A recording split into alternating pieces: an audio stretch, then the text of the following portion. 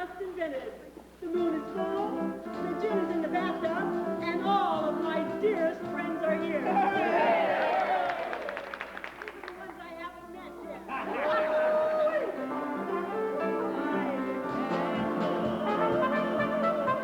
Get the ice out, roll the rug up.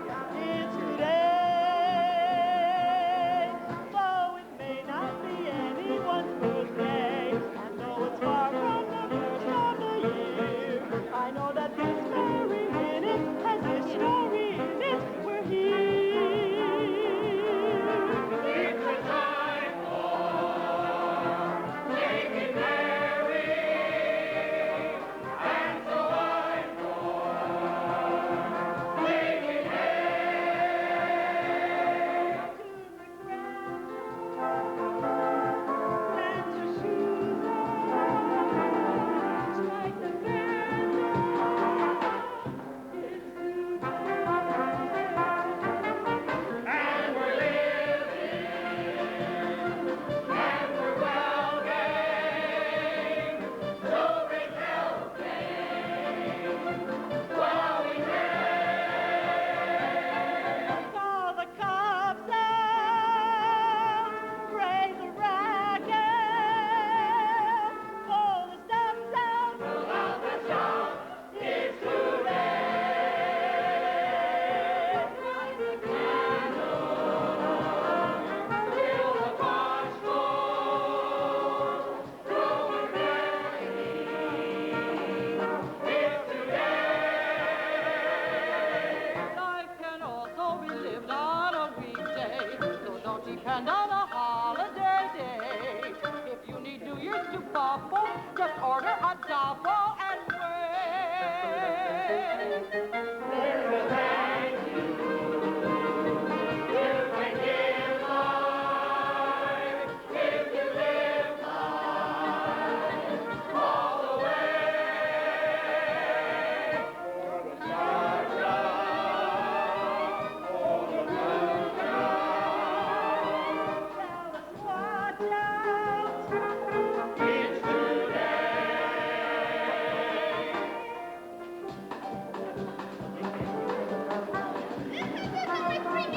Oh yes, you went right here. Missy Dennis having a fair now.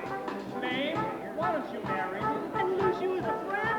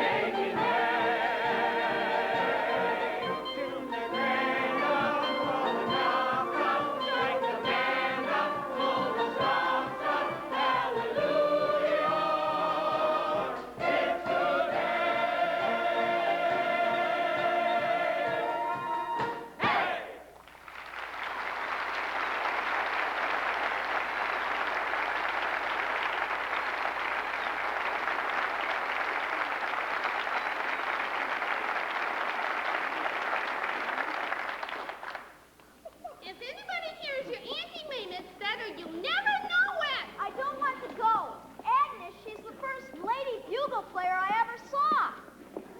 Can you play reveille? Reveille, it's not one of my favorites. I learned it at day camp, but I never had my own bugle. My dad said it was too noisy. I love noise. You must come from a dreadful family. I've only got one living relative in the world. Who's that? You. That's right. Who are you?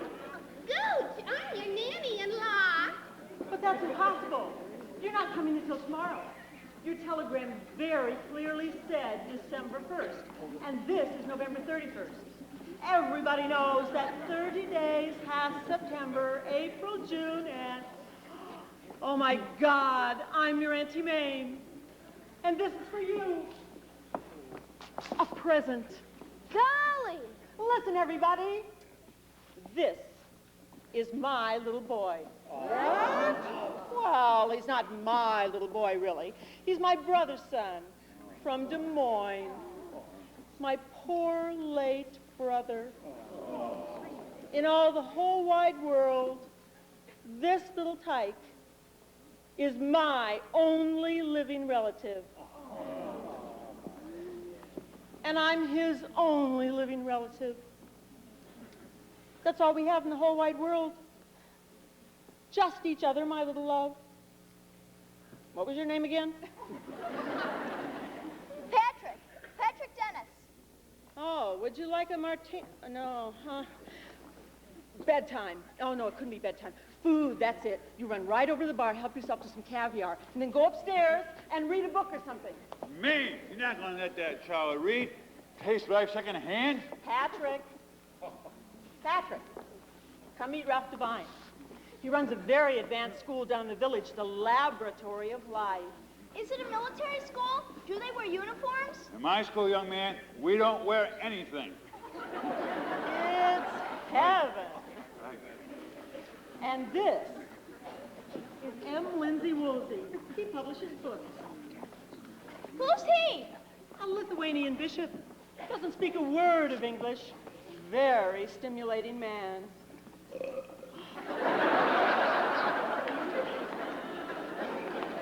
And this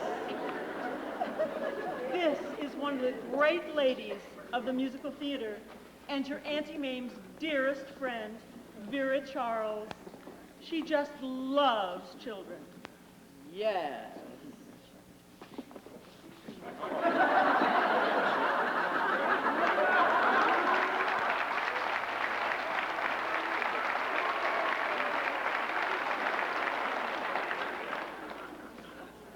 Have you ever noticed?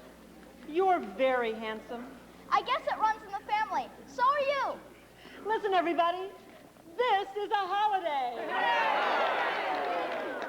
It's Patrick's Day. Not St. Patrick's Day. My Patrick's Day. Light the sparklers. Crash the cymbals. Blow the bugle. It's today. Someone gave me a wonderful present, something I needed and yet never knew. So start the whistling and clapping, 'cause under the wrapping was you. And we'll give life quite a tumble, and we'll live life all the way.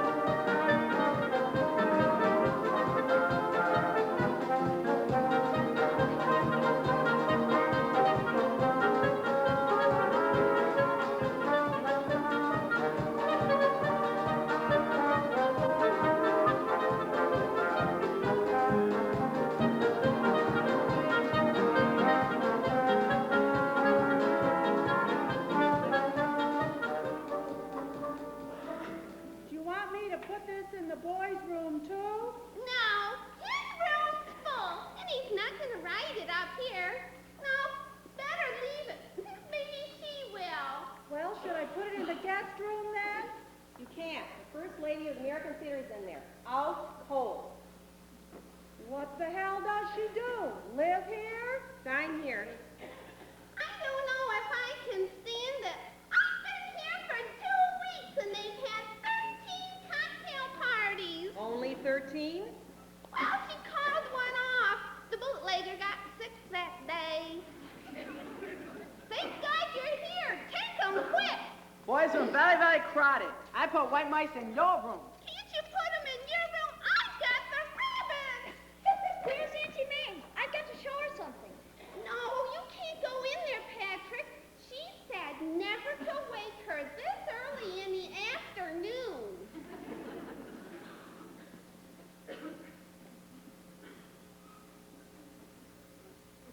Auntie Mame! Auntie Mame!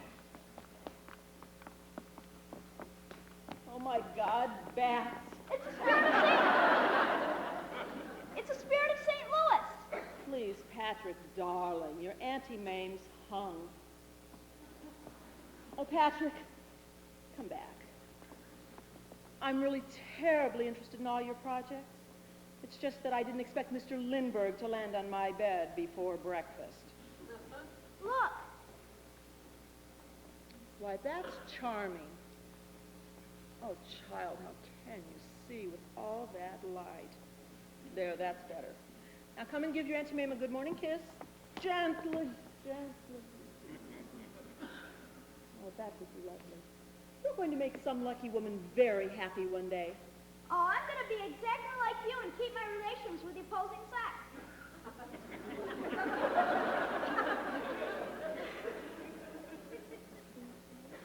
Plutonic. That's one of my new words. Platonic. You're going to have to keep a list like Auntie Mame taught you. I got some zingers at your party yesterday. Some of them aren't even in the dictionary. Can you tell me the ones you don't understand? Stinko, Karl Marx, Hotsy Totsy Club, lesbian, son of Oh, a... my mother. You're not going to be needing some of those words for months and months. Mr. Babcock from Nakabaka Bank telephone. Be here in 5 minutes. Oh, my God. I've been dodging him for days. Ito, run downstairs and straighten up that living room so it looks respectable. And Ito, oh, Patrick, run tell Ito to hurry me a light breakfast. Some black coffee and a sidecar. Vera! Where the hell are you? Vera! Vera, get in here! Did somebody call me? Vera, I need you. Patrick's trustee is on his way over here. Somebody's been sleeping in my dress. Vera. Mame. In the middle of the night? God, that moon's bright. Vera, you don't realize some horrible man is descending like a vulture to rob me of my child. Oh, what are you getting so excited about? Oh, Vera, you wouldn't understand. You've never been a mother. I'll have you know that once in Pittsburgh, I played Mother Cabrini during Lent. Auntie Mame, Mr. Babcock's downstairs. Oh, my God, not already. Look, run downstairs and you make him feel at home, just like I taught you. Sure, Auntie Mame. Mame, you're being utterly hysterical. Vera, you don't realize this is war. Well, if you need any help, I'll be right here in no man's land.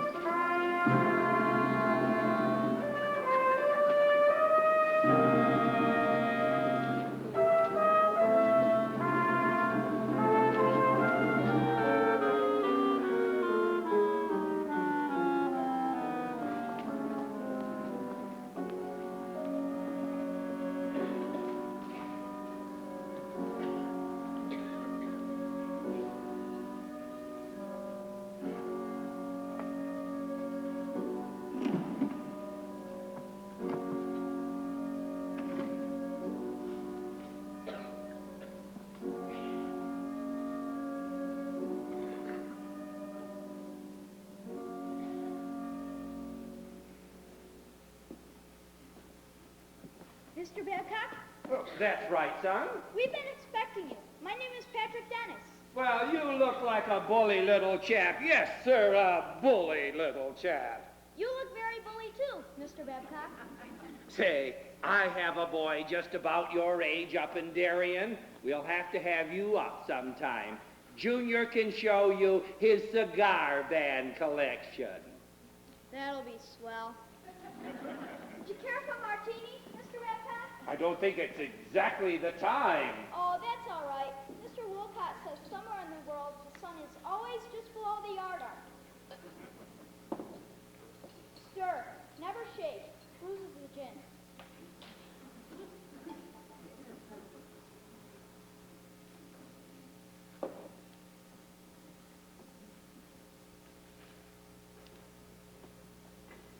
Why, Mr. Babcock, what an honor to have you in our little home. Though I do wonder if it makes the best first impression on a sensitive young mind to see you drinking during business hours. But oh, don't worry. I won't breathe a word of it to the Knickerbocker Bay. where did this kid learn to mix a martini? Mr. Babcock, knowledge is power. And that's what I'm here to discuss with you. This youngster's education, his proper education. Well, I feel... Well, now, I have here a list of the better boys' schools in Manhattan. Personally, I prefer coeducational. What do you mean? That means when boys and girls go to the same... Well, I know. Now, first on my list is the Berkeley School, which is known to be splendid. Have you considered a wonderfully progressive little school down in the village? The Laboratory of Life? Your brother was very explicit in his will. He said conservative schooling. But what Patrick needs... What this boy needs is stability. He needs a school that is both exclusive and restrictive. Exclusively what? And restricted to whom? We've got to keep the riffraff out of this boy's life. Now look here, Mr. Babbitt. Cut! Babcock! Yes.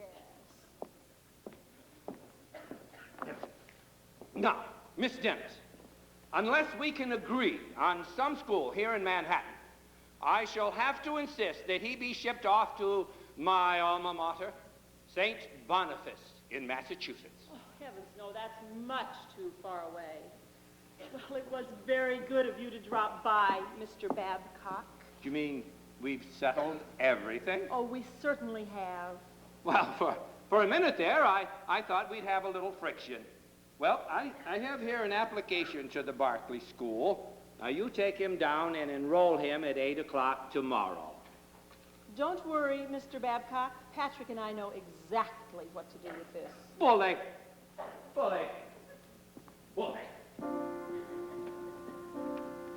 That bastard. The word dear is bastard. B-A-S-T-A-R-D.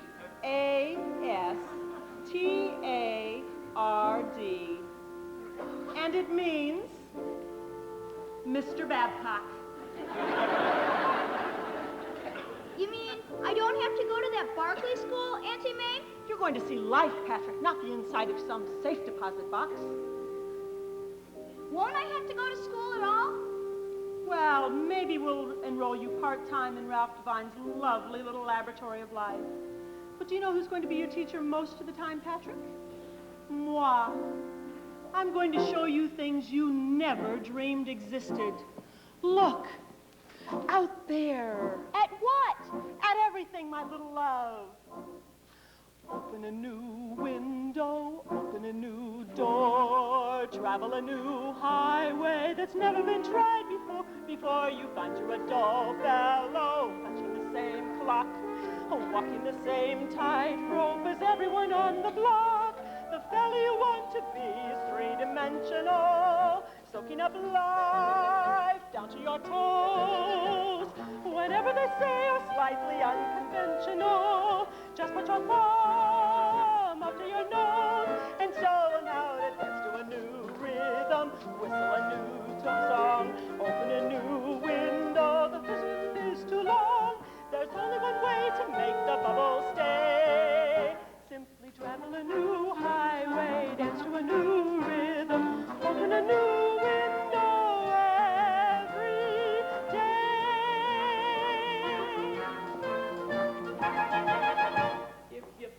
Auntie Mame, I'll make this vow, my little love, that on the last day of your life, you'll be smiling the same you'd smile. You're smiling now, my little love.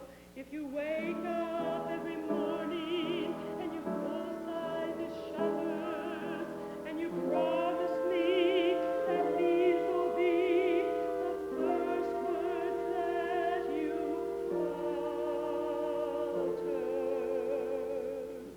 Open a new window, open a new door, travel a new highway that's never been tried before you thank your little fellow, punching the same clock, walking the same tightrope as everyone on the block. The fellow you want to be is three-dimensional, soaking up life from your toes. Whenever they say you're slightly unconventional, Just put your thumb up to your nose and show 'em how to dance to a new rhythm, whistle a new song, toast to a new vintage, the business is too long. There's only one way to make the ball stay. Simply travel a new highway, dance to a new rhythm, open a new window every day. Open a new window, open a new door, travel a new highway that's never been tried before you find your little fellow, touching the same clock, walking the same tightrope as everyone on the block. The fellow you want to be is three-dimensional, soaking up life down your toes. Whenever they say you're slightly unconventional, just put your thumb up your nose and show 'em how to do a new rhythm, a new song, a new vintage. The rhythm is too long. There's only one way to make the bubble stay. Simply travel a new highway, dance to a new rhythm, open a new love song, toast to a new vintage, open a new window every day.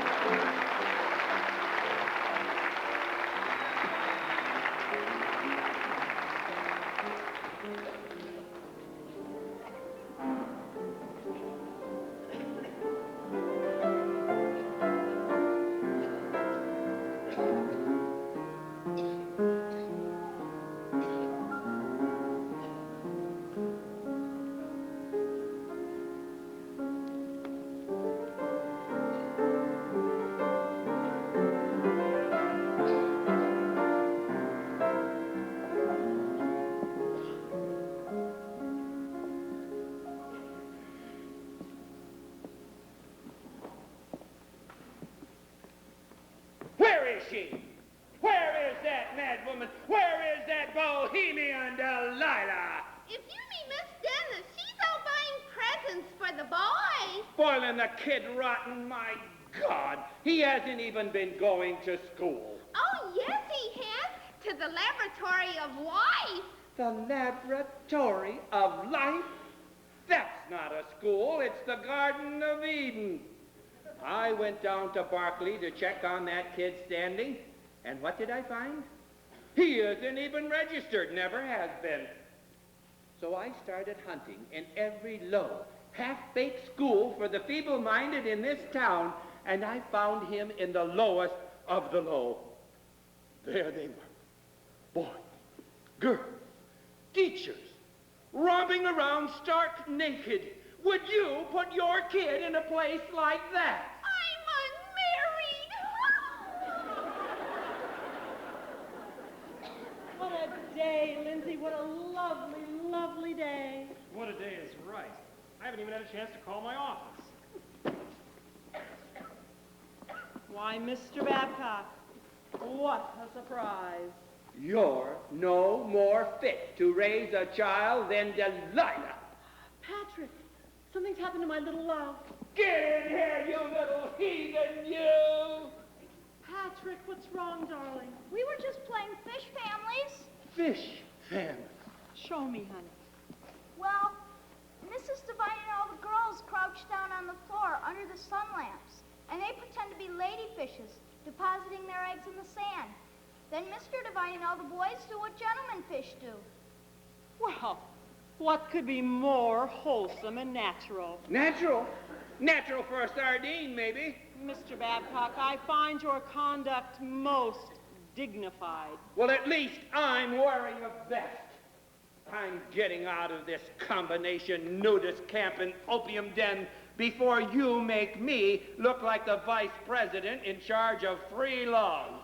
Mr. Babcock, not in front of the B.O.Y.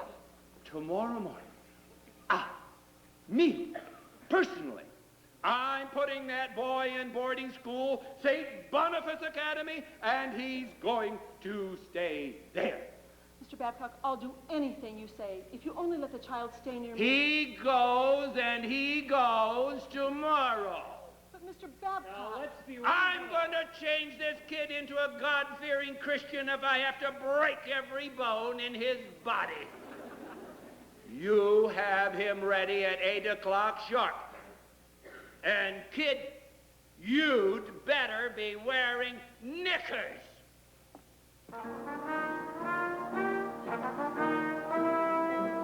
I want to stay with you, Auntie Mame. St. Boniface probably isn't so bad, darling. Agnes, take Patrick upstairs and have him get ready for dinner. We'll talk about it later. Oh, Mame, I'm sorry. I'm really sorry.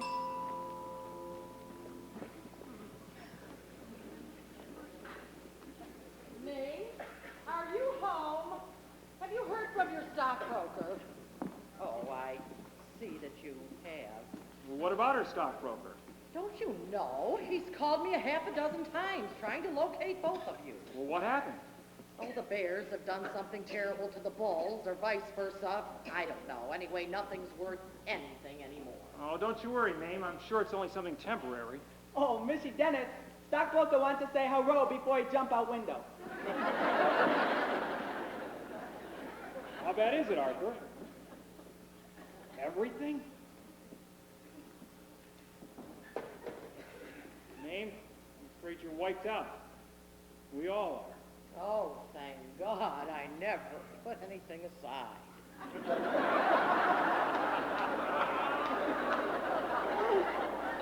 Who gives a damn about money?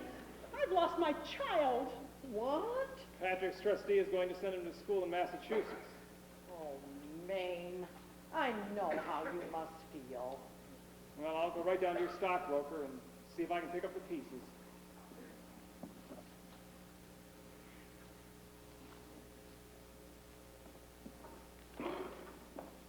Oh, Vera, what am I going to do? Mame, I've got the perfect solution. The theater. I'll just talk to JJ and tell him he's got to give you a part in my new show. And the Knickerbocker Bank has got to let Patrick come back to you when they find you settled down to something steady, like acting.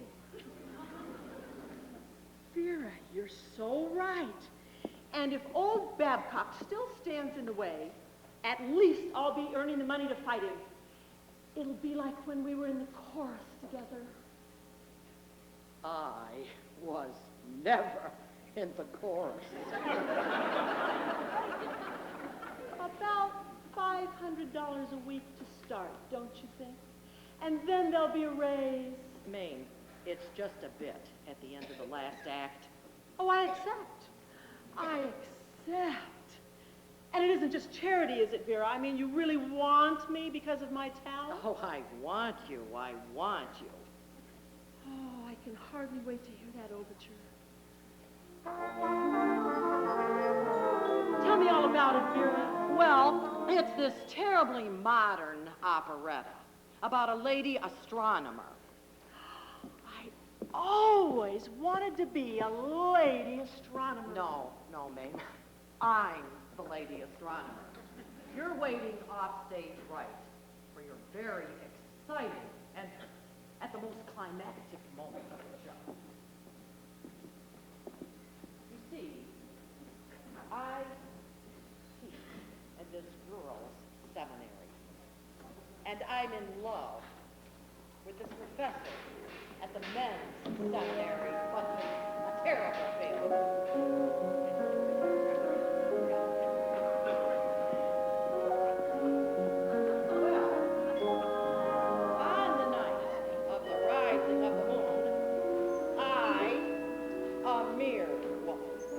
Make this universe-shaking discovery.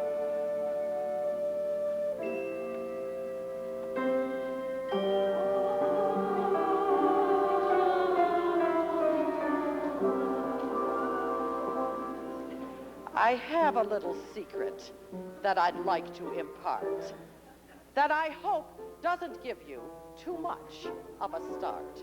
And though it's shocking, it's completely true. I know it isn't gossip or rumor, of course, for I have it from quite a reliable source. And I'd like to pass it on to you.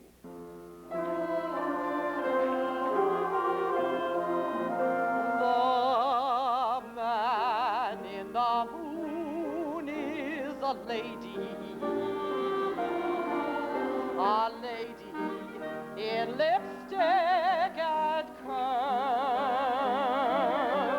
The cow that jumped over cried, jumping Jehovah. I think it's just one of the girls. She winks at the stars from her bed of green cheese. That isn't a nightgown, it's a satin chemise.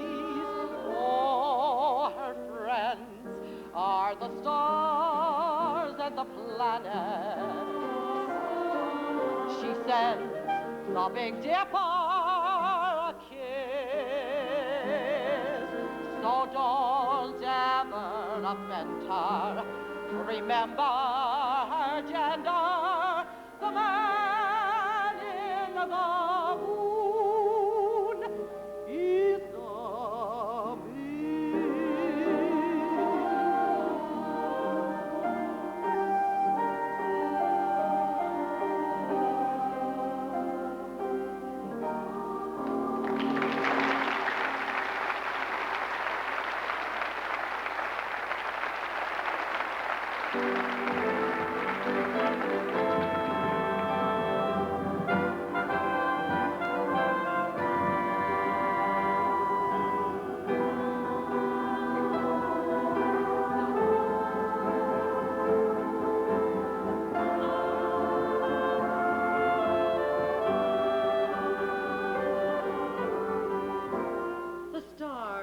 brought us together, my beloved. But now it is time for proof of my great discovery. It is the time of the rising of the moon.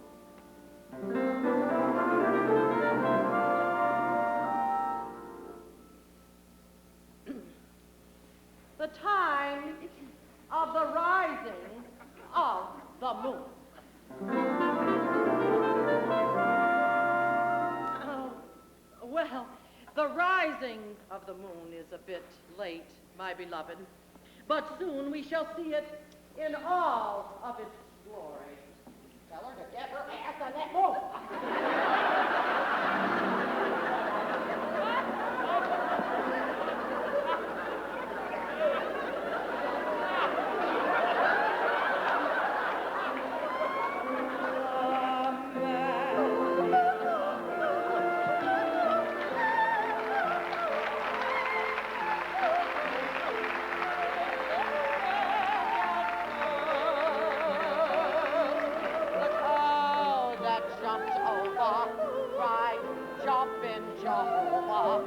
I think it's just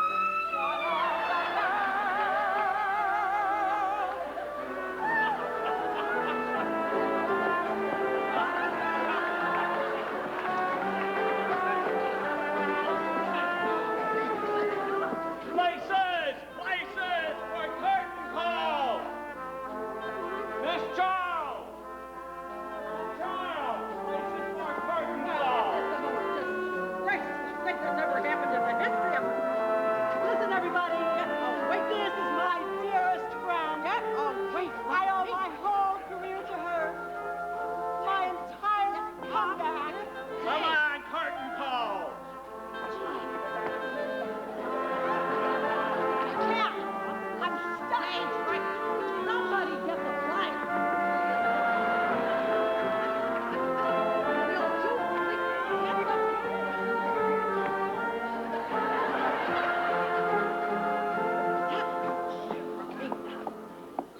I have got an astronomical discovery for you. The man in the moon is a bitch.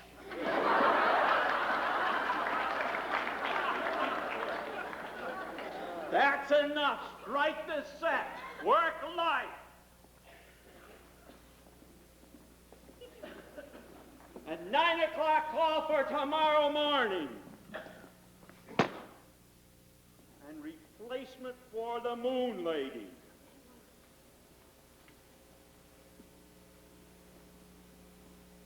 Sorry, moon lady.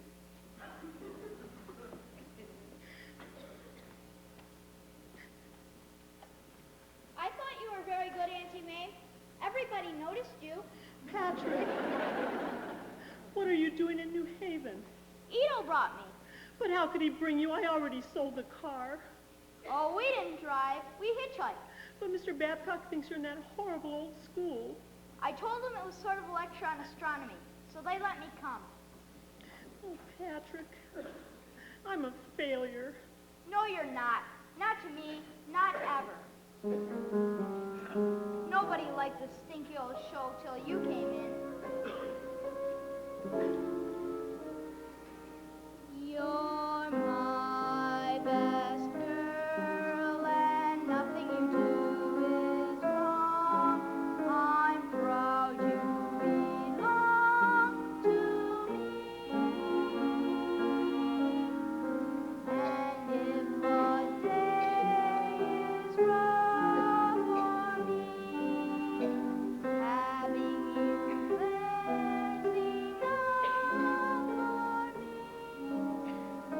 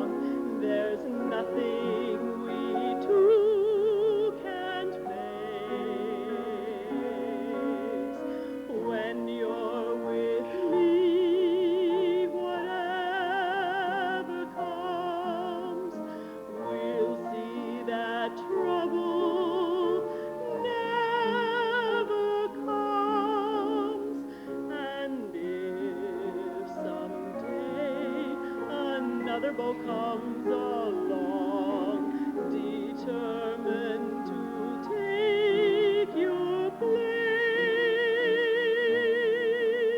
I hope he's resigned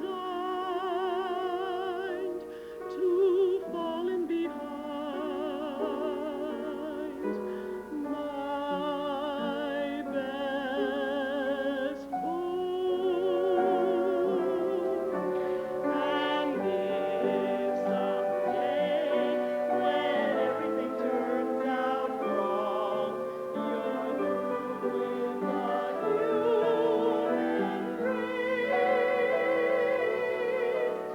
come running to me, for you'll always be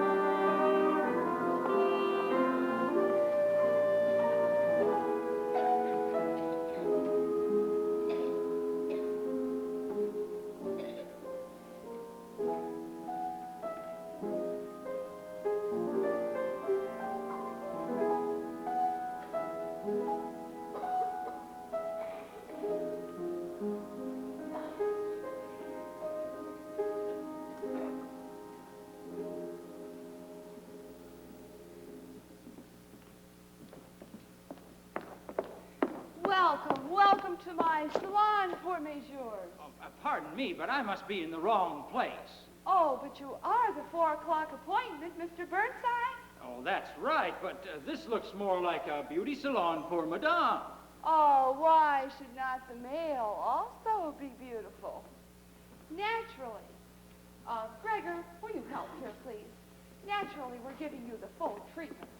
Facial, pedicure, mud pack. Oh, mud pack. No, thanks. I'll just have a shave and a neck trim, and perhaps a manicure. Manicure? Gregor, Oui, madame. who is available? Only the new girl, madame. Can we trust her? Miss Dennis. Yes, madame. Here, madame. Ready, madame? Southern aristocracy, but with money. I'm giving you our most experienced manicurist. Take very good care of him. Please take good care of him. Oh, I will. I will.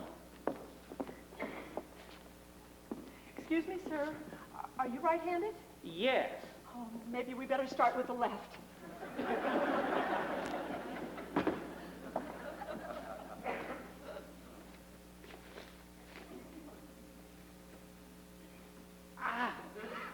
I'd like to see the young lady who's doing my nails. Did I do something wrong? Oh, not at all. Miss Dennis? Yes, Mr. Beauregard Jackson Pickett Burnside. Ow. Oh, did I hurt you? I hardly noticed. Did I get too close to the quick? No, ma'am. Down south, we lean to short nails. Ooh. The sound. All that lovely, lost elegance. Not completely lost, ma'am. You just love Peckerwood. Peckerwood? Who's Peckerwood? Oh, Peckerwood's the name of my plantation. Oh, I hurt you again. No, not at all. You're so friendly and nice. I just have to tell you the truth. Madame told you a great big fib. I'm not her most experienced manicurist. You're my first customer. I just started. Well, I'm honored, ma'am. My hands are taking a maiden voyage. What a lovely thing to say. Comes more or less natural saying lovely things to lovely ladies. What would your wife do if she heard you say a thing like that? Oh, she'd raise tarnation if I had a wife, which I don't. But I got every other kind of relative that's ever been invented. Are they all as nice as you are? Oh, you ought to come down Georgia way and meet us all one of these days. Oh, I'd just love to meet you all. How are we enjoying our manicure, sir? It's an extraordinary experience. Oh, my goodness, his hand is bleeding. Oh, it's nothing at all. It's just a tiny little old scratch. Nothing, it's horrible. Gregor, look. His fingertip is almost gone. Oh. I'm terribly sorry. I didn't mean to hurt you. Out and turn in your smock. No, listen, I distracted her. The little lady was doing a bang-up job. You're a wonderful person. And you're brave. And you ought to get your manicures where they don't hire people like me.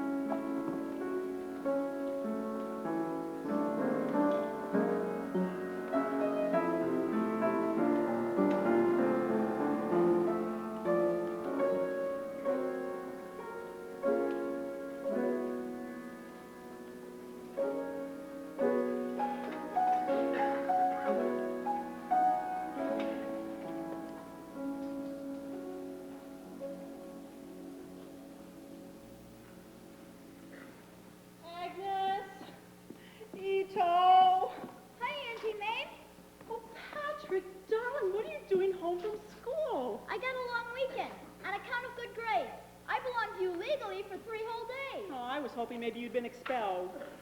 Missy get fired again? Oh, yes, Ito. I'm afraid I was just as bad at fingernails as I was at vacuum cleaners. I'm glad you're home, Miss Dennis. I didn't know what to cook for supper. Well, what did we have last night? Shredded wheat. I was hoping so that I could pay you some of your back pay. We're not money men, Miss Dennis. We wouldn't think of leaving you. No place else get job anyhow. Please don't cry, Auntie Mame. Oh, hell, we don't even have any Kleenex. You're a loving woman, Miss Dennis. You're peculiar, but you're loving. Thanks, Agnes. You're, peculiar, too. Well, we can't just sit around here letting the depression depress us. Merry Christmas, everybody. Missy get mixed up with calendar again. It's not Christmas yet. It says in the paper 16 shopping days until... Well, we need it now, so I say let's just go ahead and have it. Golly, lawn pants at last. Oh, thank you, Missy. It's not Tiffany's, Ito. It's Walgreens. Perfume! Oh, it's so French-smelling! Ito, where are last year's Christmas decorations? In kitchen closet. Well, go and get them. Pull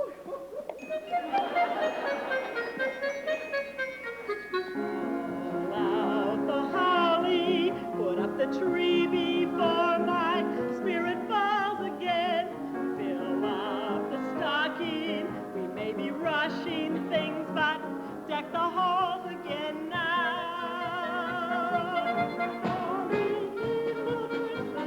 Right this very minute, can't see the window.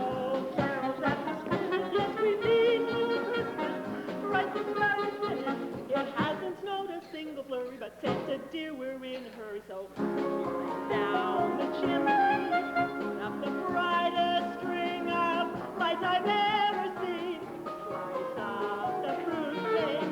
It's time we hung some tinsel on that evergreen bough. For I've grown a little leaner, grown a little colder, grown a little sadder, grown a little older, and I need a little angel sitting on my shoulder, need a little Christmas now. Now the holly. Haven't I taught you well to live each living day? I'll rock the stocking. But Auntie May, it's 1 week past Thanksgiving Day now. For we need a little Christmas right this very minute. Candles in the window, carols at the spinet. Yes, we need a little Christmas right this very minute. It hasn't snowed a single flurry, but this year we're in a hurry. So climb down the chimney. It's been a hard time since life felt good neighboring. Slice off the fruitcake. It's time we hung some tinsel On that very bough. For we need a little music, need a little laughter, need a little singing, ringing through the rafter, and we need a little happy, happy ever after, need a little Christmas now.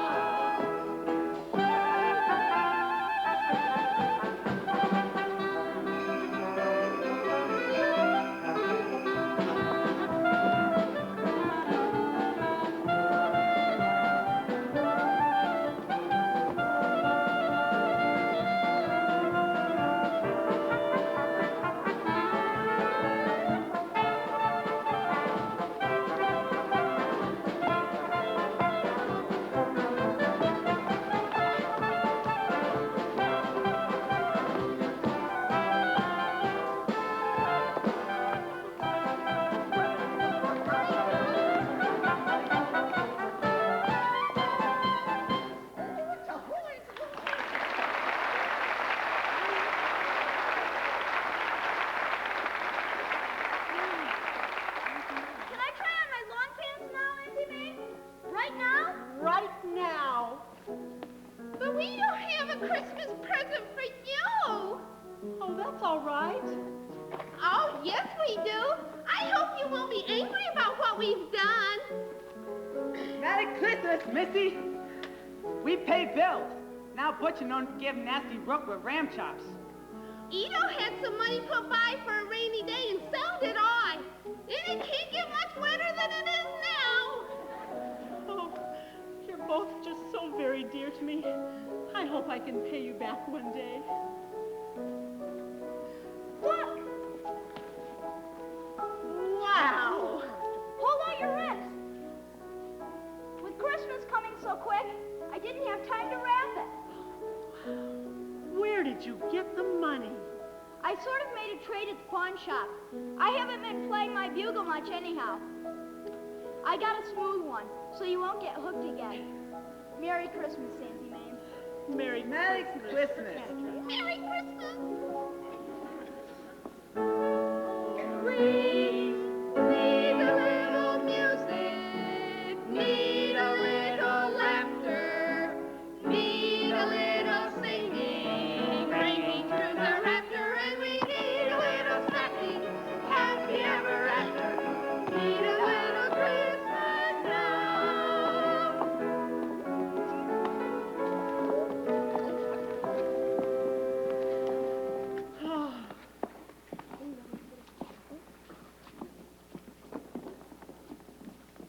That's Santa Claus. You tell him we already had it. Miss Dennis? Miss Dennis, I'm delighted to see you again. After I sawed you up? Oh, little lady, I'm the one to apologize. I'm afraid you lost your position on my account. Oh, I'm quite capable of losing positions all by myself. When you first took my hand, I knew that you were not the kind of person that, what shall I say, takes people's hands commercially. Oh, how is your hand? Well, it's healing like a house of fire. I'll be able to get on a glove in a couple of days. Family, I'd like you to meet Mr. Beauregard Jackson Pickett Burnside. Oh, that's a remarkable memory, ma'am. Sometimes I forget part of it myself. We were just having Christmas. It's a bit early, but we're free thinkers. I like that. I'd like to have Christmas, too. I'd like to take you all out to dinner to celebrate. You get your hats and coats, and I'll tell that cab to wait. He's nice. Marry him the minute he asks you. Me never believe in Santa Claus. Me beginning to change my mind. I never expected Santa Claus to look so much like Rhett Butler.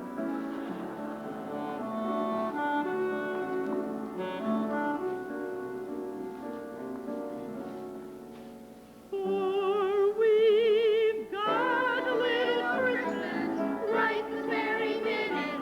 Got a little Christmas now. Yes, we've got a little Christmas right this very minute. Carols in the window, carols Christmas minute. Yes, we've got a little Christmas right this very minute.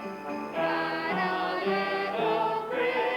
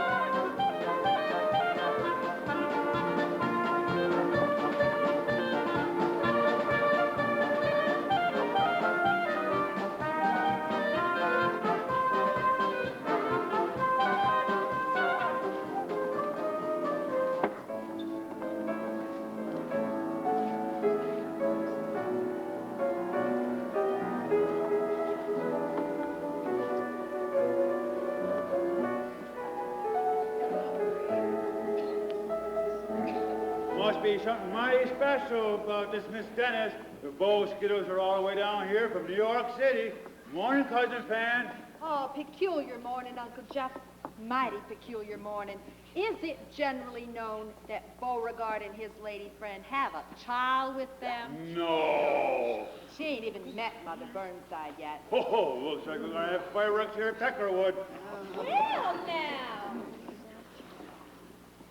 Hi, Sally Cato. Hello, dear pony. Didn't rightly expect to see you at these doings. However could I manage to stay away when me and Bo have been engaged since grammar school? Why, I wouldn't feel like a true daughter of the South if I didn't ooze out all the hospitality that's just simmering in my innards. Why, Beauregard, what makes you say I'm not happy? I'm always happy. And tell me, when are you going to trot out that New York filly? All I see here is family. Now, Mother. Oh, except you, Sally Cato. Of all the peaches we have here, ripe for the pickings, I cannot understand why any man wants to hanker after a northern Appalachian pear. Now, Mother, the war between the states is over. Oh, Beauregard, don't give me any of that Appomattox applesauce. Welcome home, Bo Sugar. Hello, Sally Cato. Mame, honey. We're all out here waiting for you. I'm just busting to meet your little old mama. I'm coming, Bo Sugar.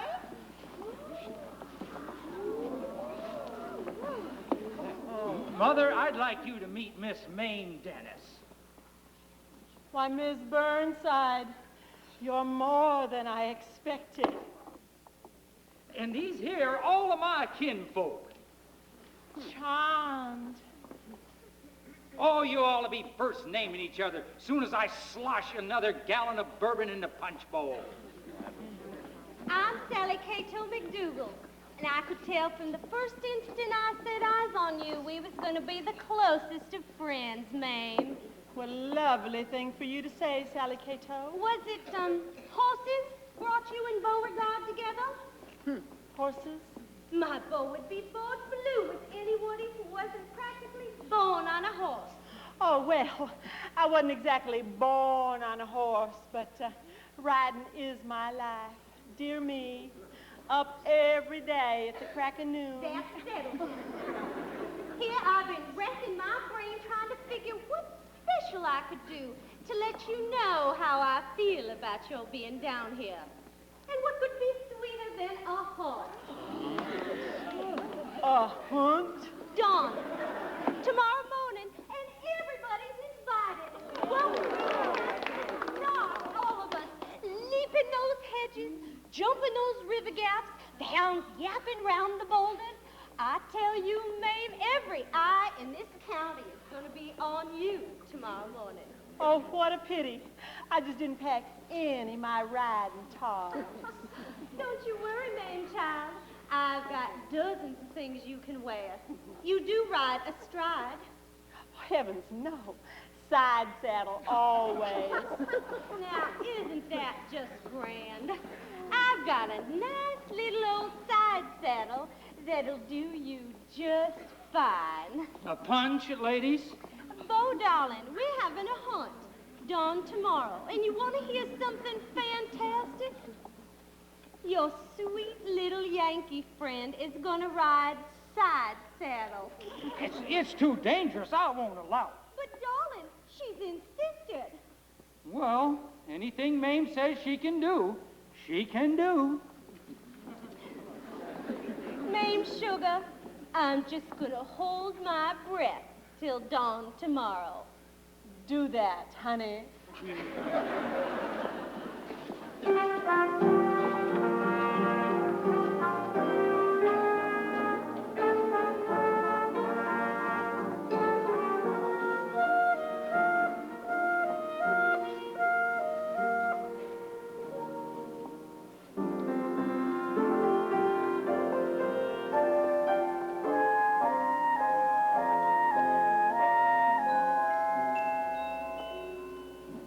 Morning, Mother Burnside.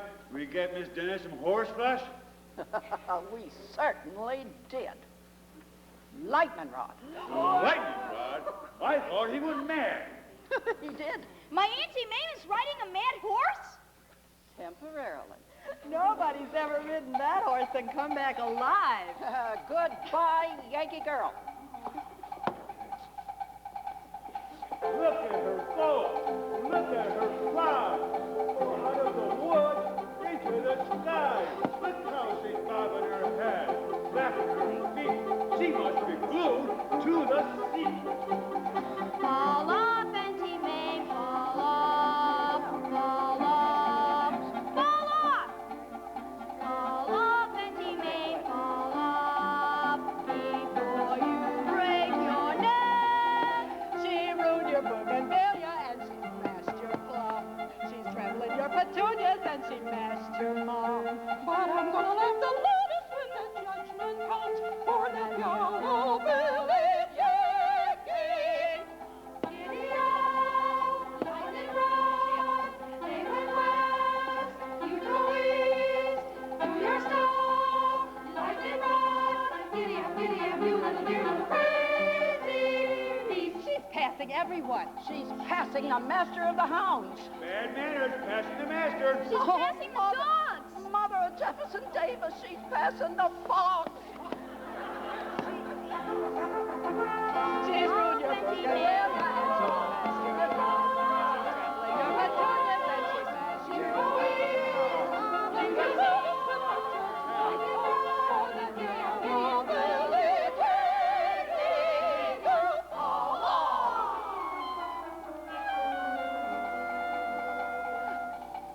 Auntie Mame! Auntie Mame! Outstanding. In the history of the South, no one has ever brought the fox back alive.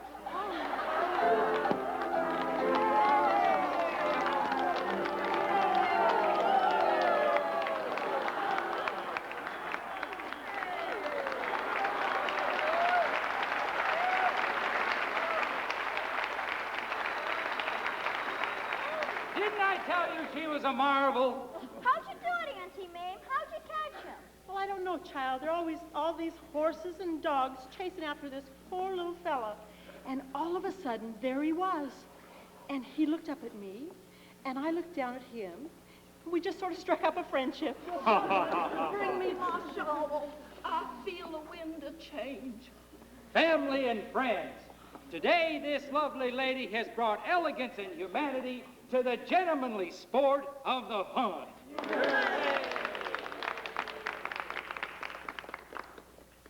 Mame, honey, I should like to ask you, well, to become the wife of Beauregard Jackson, Pickett. Thank you, family. Burnside. Yes! I'll make you happy, Mame, dear. For a honeymoon, we'll take a year, maybe two, travel clear around this little old world. Just you and me. Oh, that's wonderful, Bo. Family and friends, in this plantation, in this county, in this whole blame state, today's date on the little old calendar is hereby officially declared as Mame Day. Mame Day. Isn't that wonderful, Patrick? Wonderful, Auntie Mame. And you know why, Mame? Because you've done more for the South than anybody since Robert E. Lee. You coaxed the blues right out of the horn, Mame. You charmed the husk right off of the horn, Mame. You got the banjo strumming and plucking out a tune to beat the band. The whole plantation's humming since you brought Dixie back to Dixieland. You make the cotton easy to pick, Mame. You give my old mint julep a kick, Mame. Whoever thought a Yankee would put our little Dixie belle to shame? You made us feel alive again. You've given us the drive again to make the South revive again, Mame. You brought the cakewalk back into style, Mame. You make my weeping willow tree smile, Mame. Your skin is Dixie satin. There's revel in your manner and your speech. You may be from Manhattan, but Georgia never had a sweeter peach. You make the old magnolia tree bud, Mame. You make camellias bloom in the mud, Mame. You make the bougainvillea turn purple at the mention of your name. You make it pecan pies again. Tonight the chicken fries again. This time the South will rise again.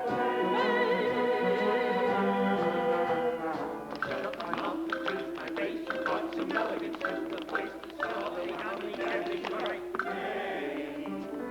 Shut my mouth and lay my eyes. Face go right. You'll find a little Sunday right. Maine. And down the valley, a beautiful valley of blue and babies that's black. The way that they're squealing, they give you the feeling of poverty with attack. The strumming and ringing, the humming and singing are starting to get out of hand. Since you brought Dixie back to Dixieland, you make a man Chinese and I'm Maine. Seem like the middle of America is Maine. You came, you saw, you conquered, and absolutely nothing is the same. Your special fascination of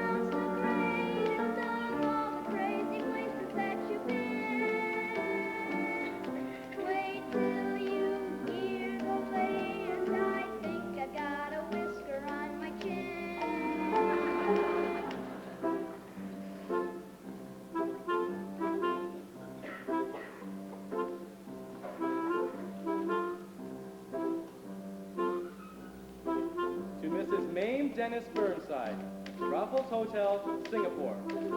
Dear Auntie Mame, I find it's getting harder to cram.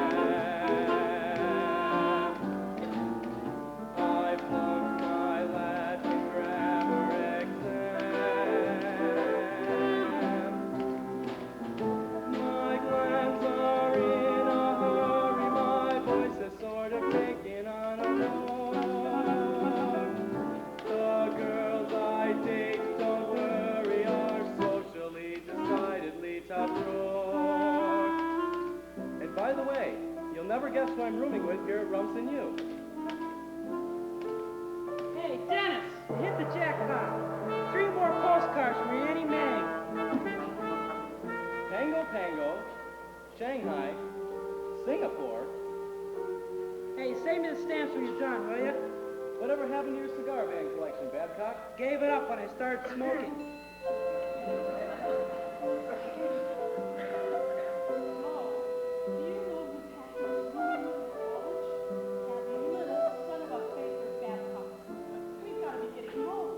But Mame, honey, we've almost broken the world's long-distance honeymoon record, and I'm just hankering to get a crack at that Matterhorn. But I feel passionate. Just got to write him and find out who he's going to be when he grows up. Auntie Mame, I'm up. I'm shaving every morning and growing like it's going out of style. The devs all seem to go for me. Give friends a big hello for me. A hug to Uncle Bo for me. Your loving nephew, Patrick.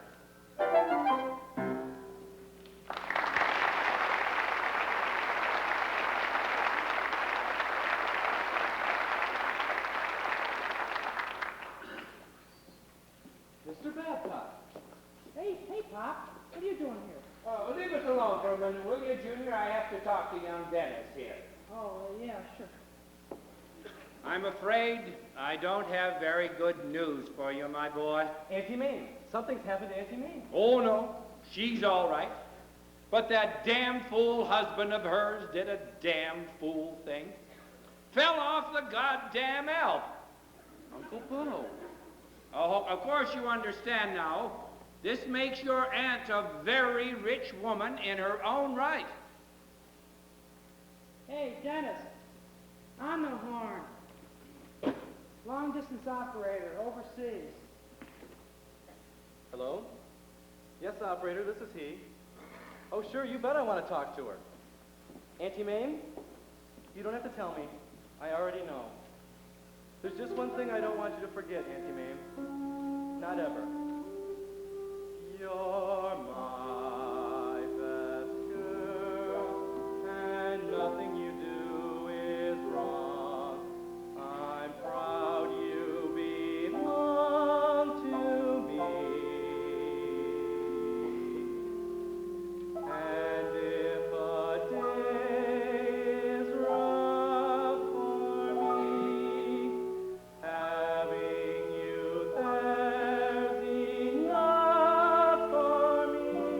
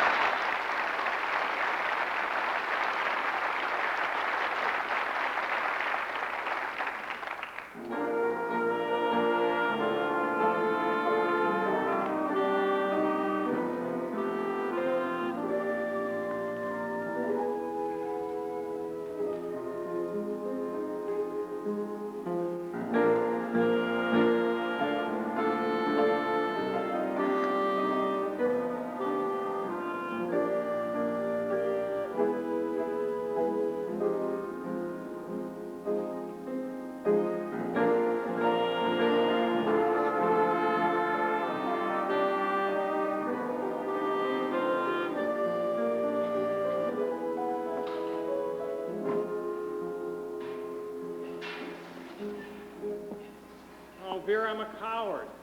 I should have gone down to the boat to meet her. Oh, Patrick wanted to be alone with her. Lindsay, what is all this? I got her a dictaphone and a typewriter. Mame's always got to have a project. How can Mame write a book? She can't even sit still long enough to write a postcard. Well, she's going to have help. What Mame needs is a friend, a bosom friend. And I'm going to be more than a friend, a sister. She won't recognize you. Mame, darling sister is here. Oh my God. She can't have changed that much. I've been going to Speedo.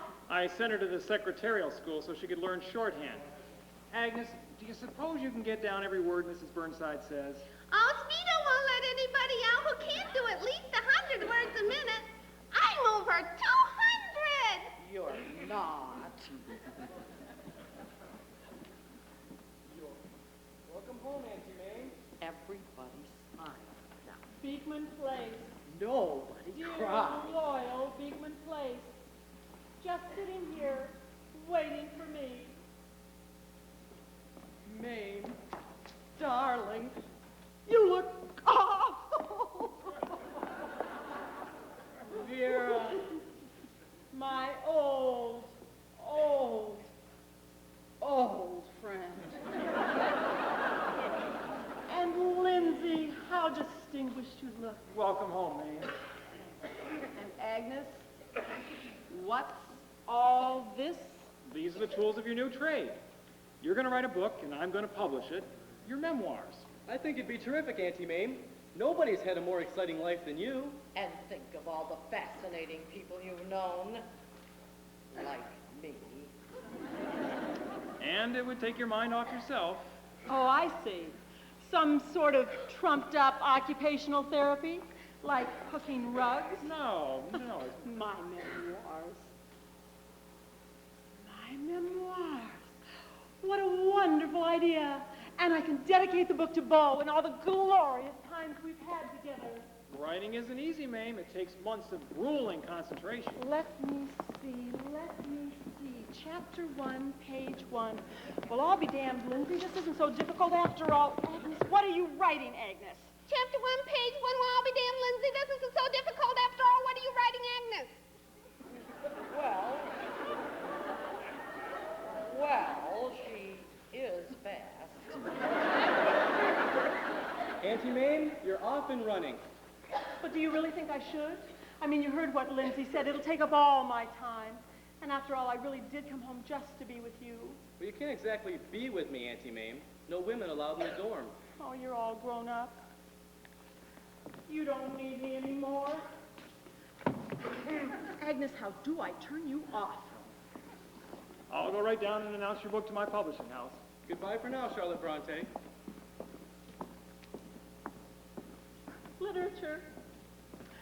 Literature. Oh. You know, Vera, I might even let myself go prematurely gray.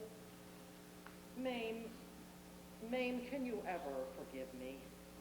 For what, darling? Oh, I've had my regrets. I tell you, many a night of beauty sleep I've lost, tossing and turning, because I was so cruel to you that terrible time in New Haven. Vera, dear, you've lost beauty sleep?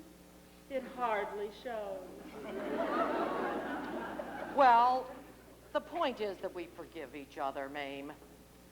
Let's have a drink to celebrate our reconciliation. I've sworn off. Good idea. It's such a good idea. Let's drink to it. Agnes, can I pour you a drink? Oh, no. Oh, thank you, no. I'll just go fix myself a Dr. Pepper. Oh, this seems like old times. Friendship like ours is very rare. What's the female equivalent of Damon and Pythias? Daphnis and Chloe. I think one of them was a fella. You know, the wonderful thing about us is that we can say anything to each other. Absolutely anything. Just be careful what you say. We'll always be bosom buddies, friends, sisters, and pals. We'll always be bosom buddies. If life should reject ya, there's me to protect ya. If I say that your tongue is vicious, if I call you uncouth, it's simply that who else but a bosom buddy will sit down and tell you the truth. Though now and again I'm aware that my candid opinion may sting, though often my frank observation might scald. I've been meaning to tell you for years you should keep your hair natural, like mine. If I kept my hair natural like yours, I'd be bald. But, darling, we'll always be dear companions, my crony, my mate. We'll always be harmonizing. Orphan Annie and Sandy, like Amos and Andy. If I say that your sense of style's as far off as your youth, it's simply that who else but a bosom buddy would tell you the whole stinking truth. Each time that a critic has written, your voice is the voice of a frog.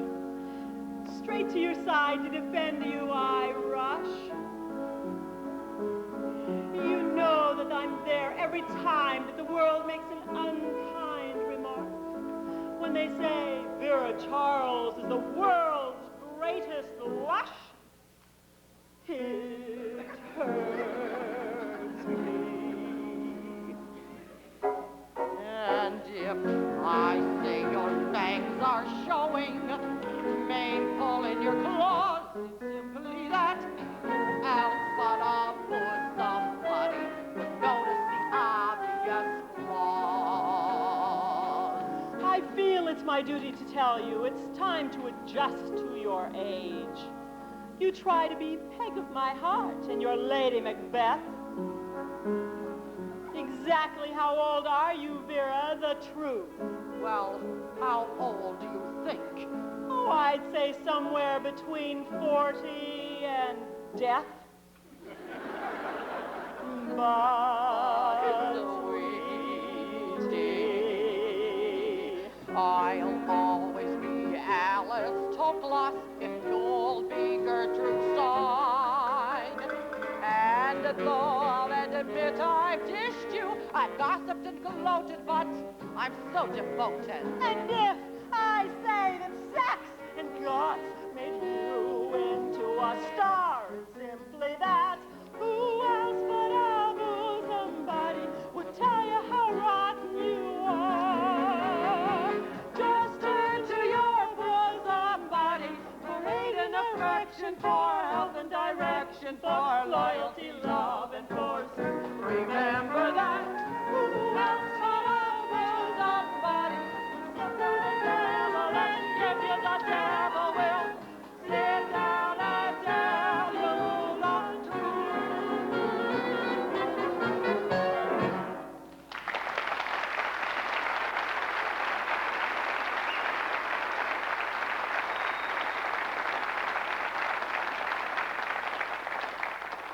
You know, it's amazing, Vera.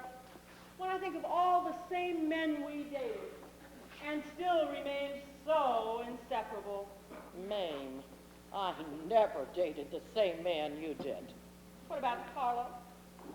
That sexy Argentinian with all those shoulders? Carlo? I never dated Carlo. I married him. I never dated him. Oh, excuse me, ladies, but listening to you ladies just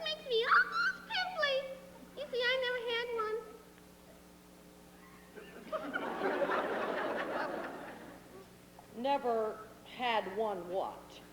A date with the opposite you-know-what.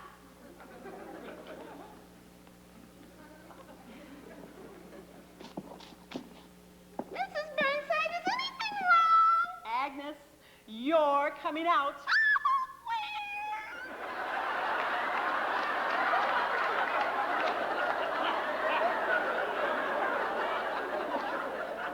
Gooch, you have the most lovely eyes. Take these off and leave them off forever. But Miss Charles, I can't see out of my right eye. Who can? Look out of your left one. What do you call those things? Orthopedic Oxfords. Well, kick them off.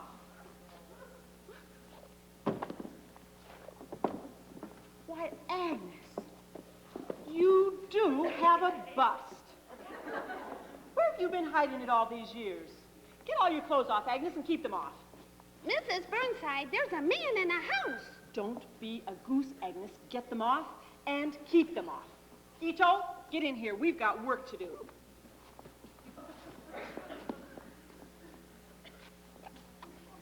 I don't have a very clear picture of what's going on here.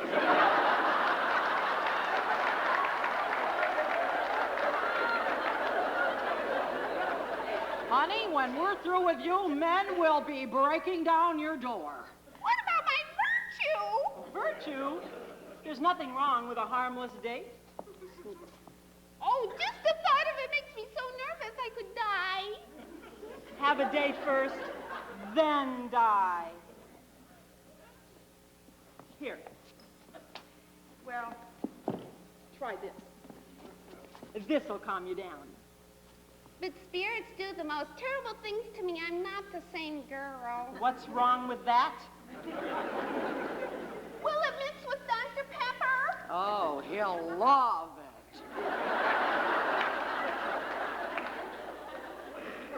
Agnes, what's happened to your complexion? For God's sake, we've got to close these pores. Ito, run upstairs.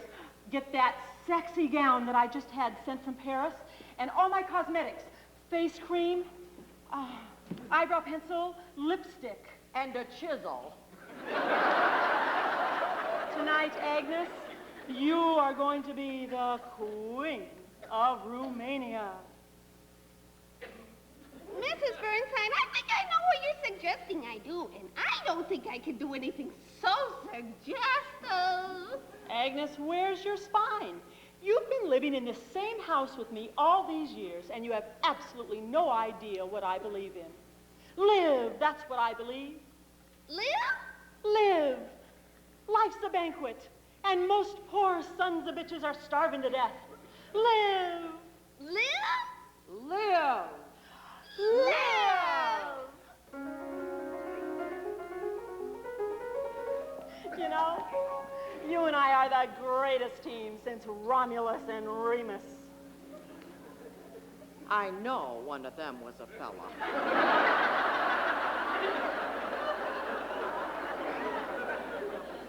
I've patiently watched you for years with those asinine projects of yours.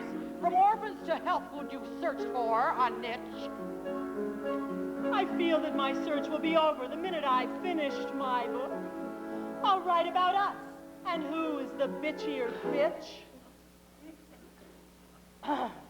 I concede.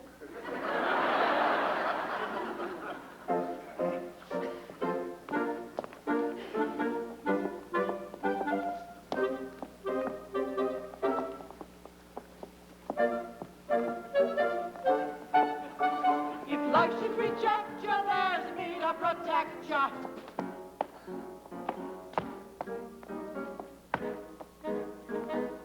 Remember that Who has put up for somebody will sit down and level and give you the devil will sit down and tell you the truth.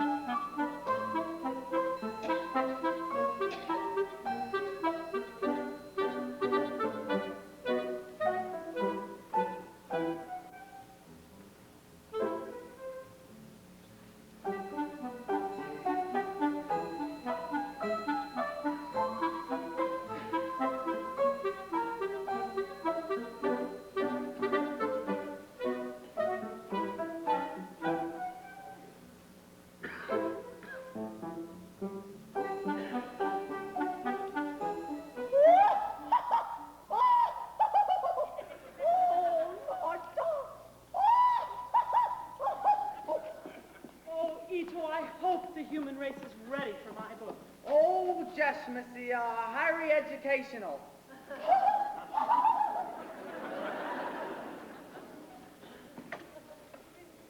What time is it?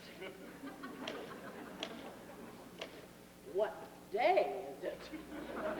Vera, I'm working.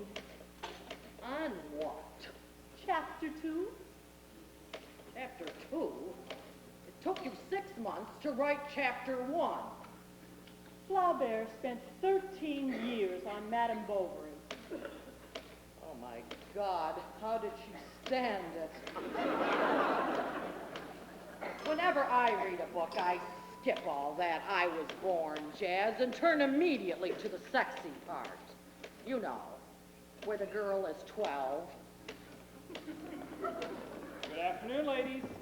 I just dropped by to see how my favorite authoress is doing. Oh, swimmingly, Lindsay. Great, but why are you typing yourself? Well, after Agnes left, I just couldn't face another secretary. All this material is just so intimate. Exactly what happened to Agnes? Well, you know, we're not really sure. We redesigned her and launched her, and except for one postcard, we haven't heard from her in 6 months. It's here. It says, Dear Mrs. Burnside, I'm trying to do everything that you taught me.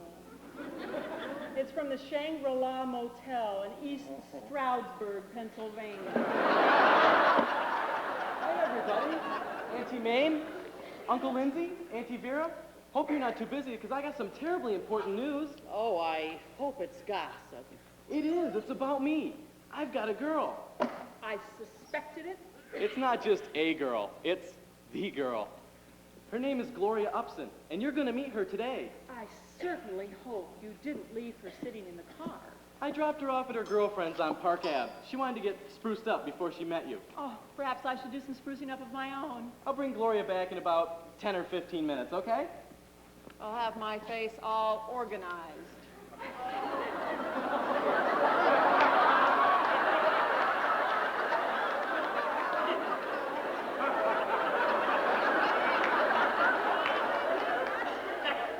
Oh my God, it's the Queen of Romania. Agnes, what happened? I opened a new window. I wanted you to be the first to know. Everything's gonna be okay, Agnes. Do you think they noticed? Don't worry. Everything's gonna be fine. You just sit down right over here and tell us exactly what happened. I'll try. With my wings resolutely spread, Mrs. Burnside, in my old inhibition shed, Mrs. Burnside, I did each little thing you said, Mrs. Burnside. I lived, I lived, I lived.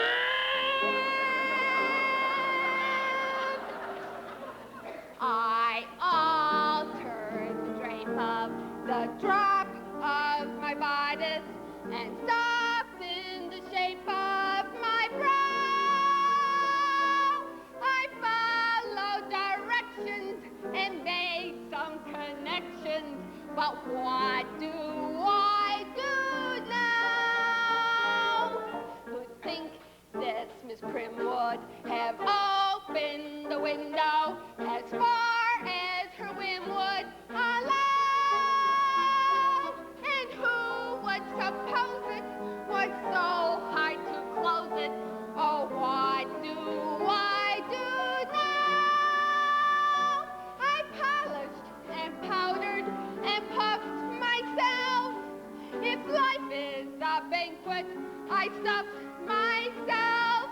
I had my misgivings and went on a field trip to find out what living's about. My thanks for your training. Now I'm not complaining, but you left something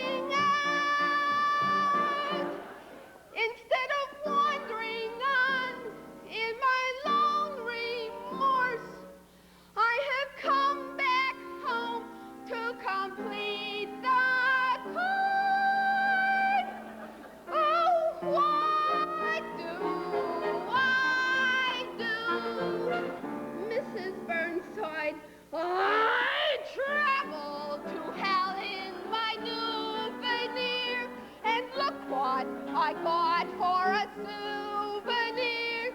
But still, I'll defend you as guide and instructor. What I recommend you and how. Although I was leery, I thrived on your theory that life can be a wow. You said there's nothing wrong with a harmless smooch. So I'm gonna call him Burnside Gooch. Oh, what do I do?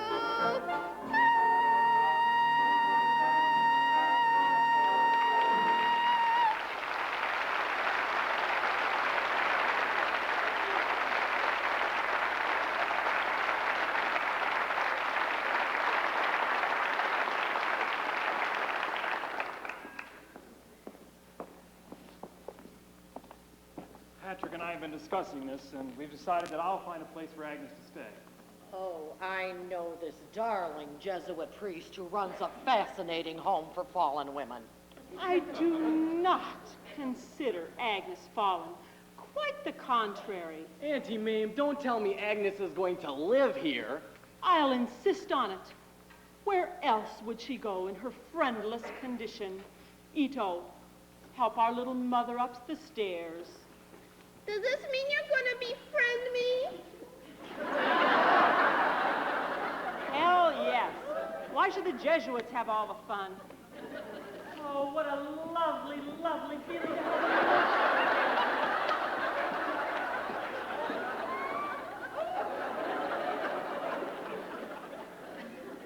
What a project. I hope you all approve, because actually it really was all my fault. I planted the seed of adventure in that girl's soul. I mean, I realized that biologically it's not possible, but ethically, I'm the father of her child. I guess I'll be buzzing along. Oh, I'll be waiting to meet Gloria. With the excitement and everything, it's a little late now. Let's make it another time. What day would you like to bring your girl by? I'm not exactly sure, Auntie Mame. This is Gloria's busy week. Thursday would be fine for me. No, on Thursday, she works as a nurse's aide. Isn't that nice? Friday then. On Friday, she rests up from Thursday. Tell you what I'll do, Auntie Mame. They're very social. They give lots of parties. Who do? The Upsons, Gloria's folks. I'll get you invited up to their place in Connecticut so you can meet them all properly, okay? I'll call you.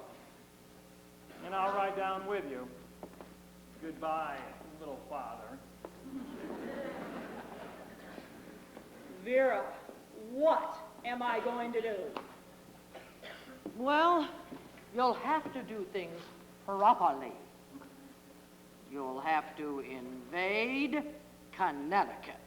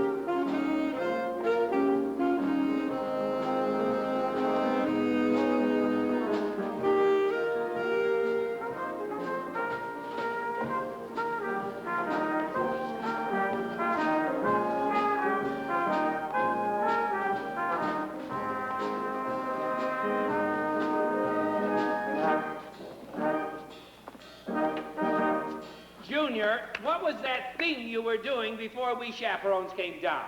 Well, I was during a dip, Dad. Where you bench? Oh, Claude, don't you love to see the kiddies cutting loose? Say, how come you didn't want us to meet the aunt, Dwight? Well? She seems like a regular fella. And a looker, too.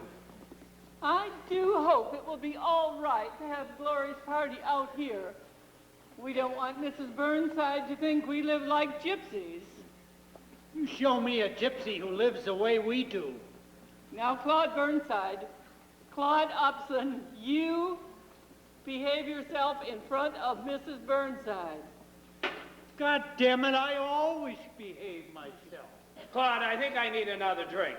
How about you, Doris? No, I think we chaperones ought to try and stay sober.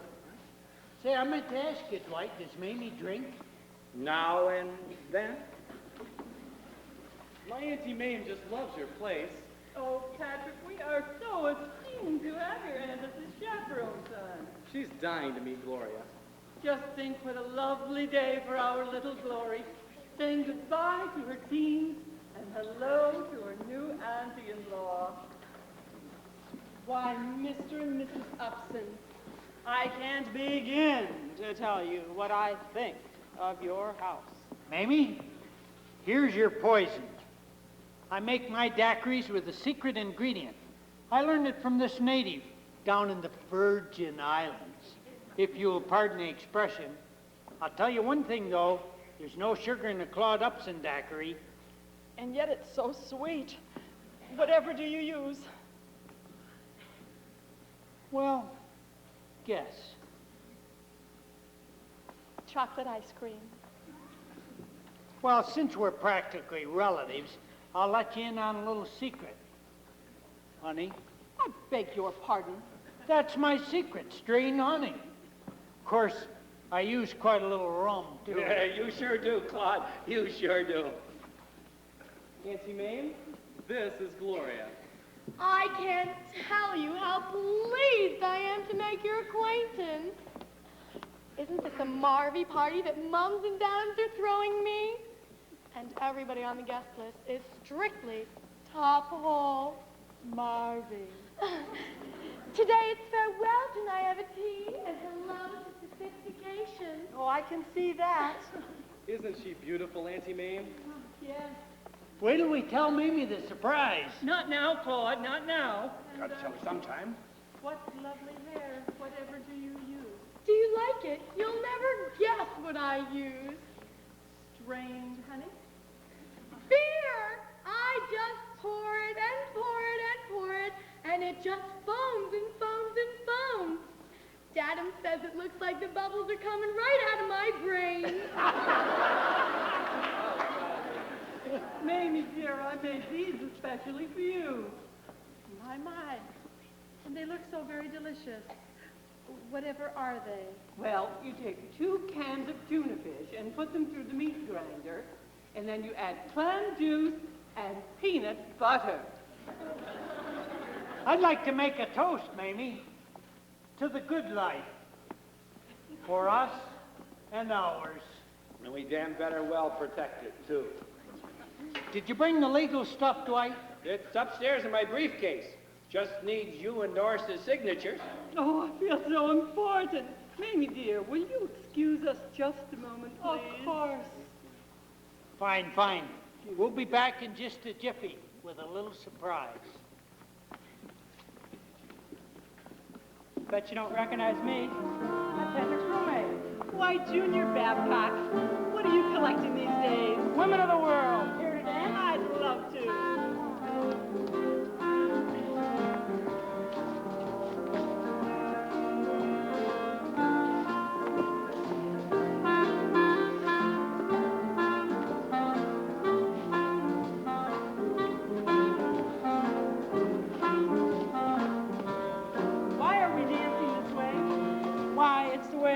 My folks do it, and the Upsons, and, well, the older generation. Hadn't you noticed?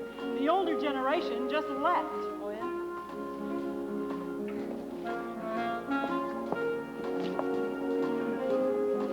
Parameter, Babcock. Oh, who'd you know this is? His primitive Maya. Yeah, or his aunt.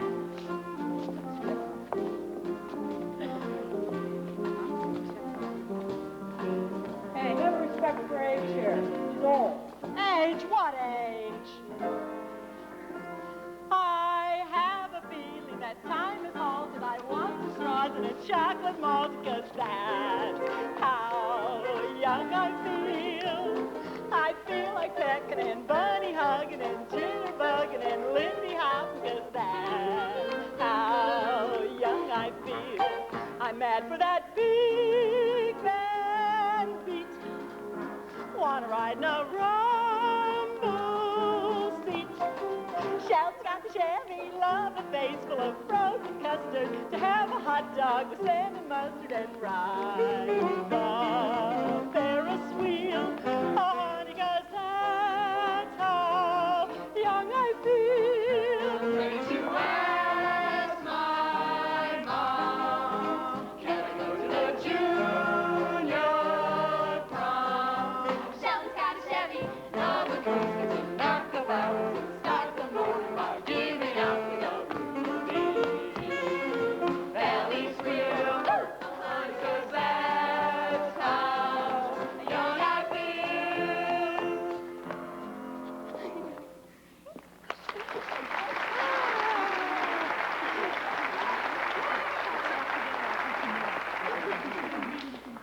Kiddies, the picnic tables are all set up on the far lawn. Last one to get his hot dog doesn't get any mustard.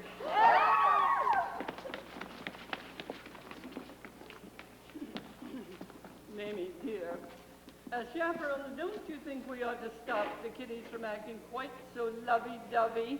I'll be good for him. It'll warm him up for the wedding. Wedding? Yes. Oh, Claude, you said it. You spilled the surprise. She's got to know sooner or later. It's nice of you to keep me informed. Now, Mamie, I have a lovely wedding planned. I'm already beginning to cry. So am I. Your Patrick and our little Glory will be joined together at the Church of the Heavenly Rest in East Mountebank. You'll love it, Mamie. It's the most restricted community in our part of Connecticut. I'll get a blood test. But we haven't left you out of our plans, Mame. Claude and I have the wedding present all figured out. We're going to get together, and we're going to buy the kiddies that. What? That valuable lot right next door. Why, that dandelion patch is the choicest piece of real estate here in Montebello. You see, Mamie, this section is restricted only as far as our property line.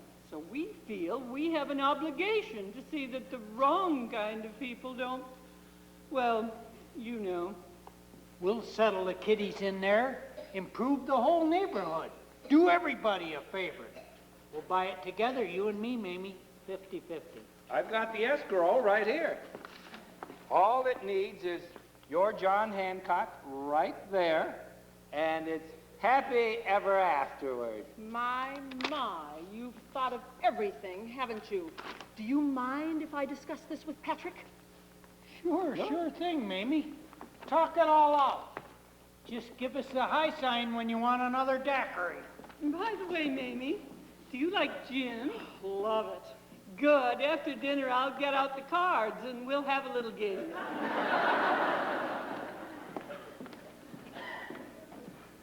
I was gonna tell you, Auntie Mame, but things kept getting in the way. Things? What things? Well, I knew it would take you a while to get used to the Upsons. Are you used to them? The way they think? The way they live? It's very simple, Auntie Mame. I'm in love. What's this? That's what you're in love with. Tuna fish, clam juice, and peanut butter for the rest of your life. Is that what you want?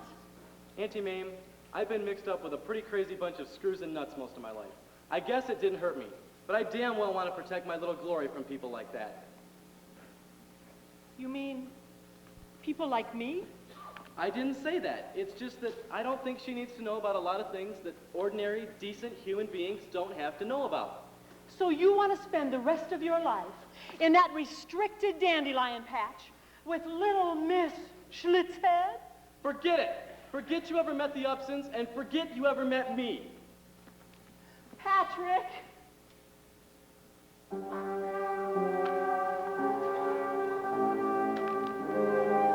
Where's that boy with the bugle?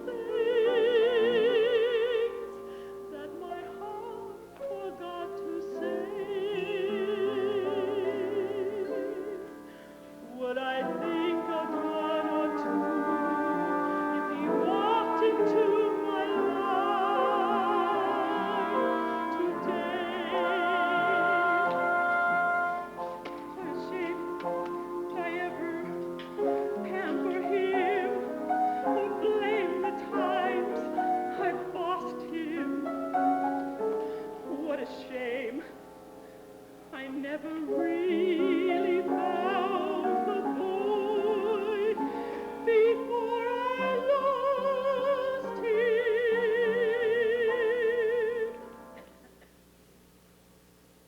Were his years a little lost? Was his world a little free?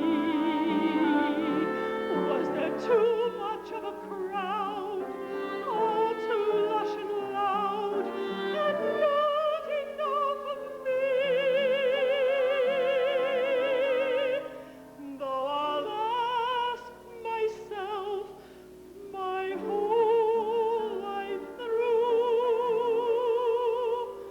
what went wrong along the way? Would I make the same mistakes if he walked into my life today? If that boy with the bugle walked into my life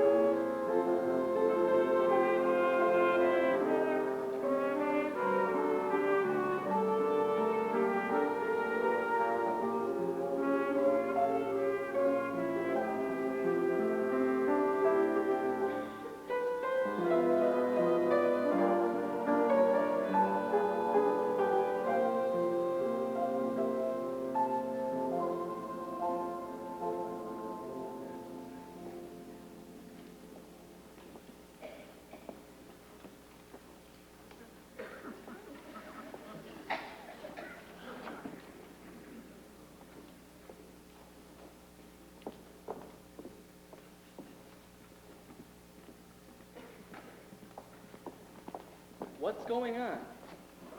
Facelifting. Oh, you must be the little love. Are you the new decorator? Did you do all of this? For money. Right there, Ito. That's fine.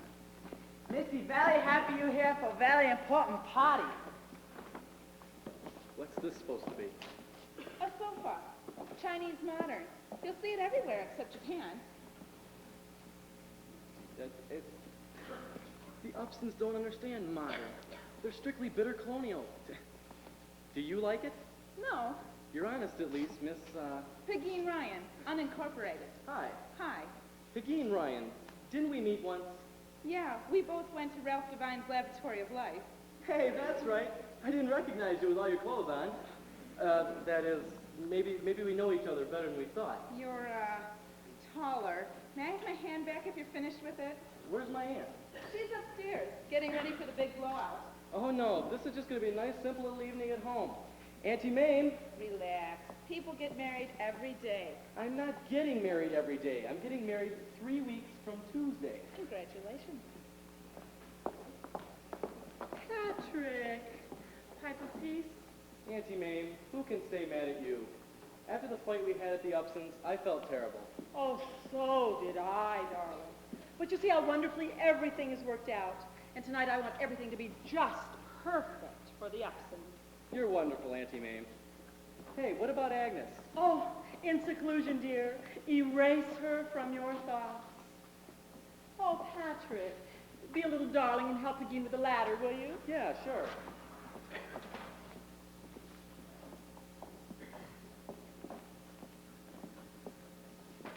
That's pretty avant-garde for the Upsons. I think it's very unusual. Auntie Mame, what's Agnes doing here? You promised. Now, Agnes, I told you to stay in your room. But it's calcium time, and my calcium pills are in the can. Life's little emergencies. My God, they're here. I'll get it. Oh, no, you don't. You don't approve of me. I'm unloved. You're loved, Agnes. My God, have you been loved. But please, Agnes, fly upstairs. Welcome. Welcome to the Burnside Fireside. Good to see you again, Mamie. You don't look a day older. Claude, darling. And Doris. Mamie, dear. And little Glory. I can't tell you how pleased I am to see you again. And our family counselor, Ruth Dickinson. How bully of you to come, Mr. Badcock. Bully of you to ask me. Now, won't you all sit down?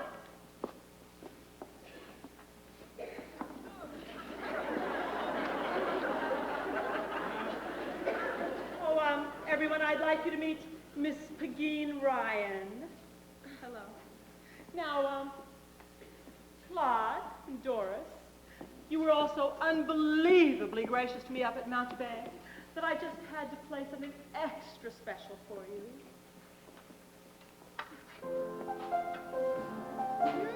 Try one of the little striped ones, Mom. They're scrumptious. They are tasty. Whatever are they, Mamie? Pickled python, peppered sheep's spleen, have some owl's eggs. It's today.